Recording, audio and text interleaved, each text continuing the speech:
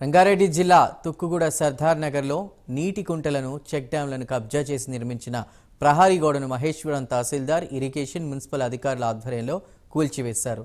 KGR fortune సంస్థ వాల్టా చట్టాలను ఉల్లంఘించి నిర్మాణాలు చేపడుతోందని గ్రామస్తులు లోకాయుక్తకు ఫిర్యాదు చేశారు. దీంతో అధికారులు పరిశీలించి ఈ గోడను తొలగించారు.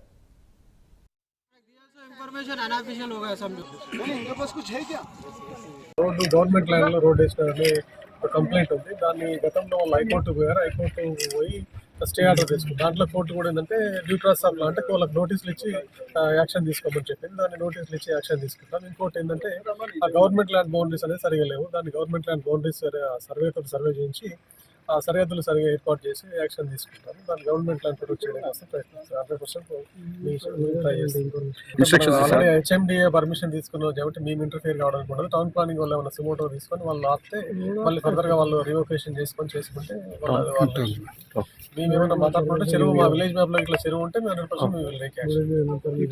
రోడ్డు గవర్నమెంట్ ల్యాండ్ లో రోడ్ వేసినారని కంప్లైంట్ ఉంది. దాన్ని గతంలో వాళ్ళు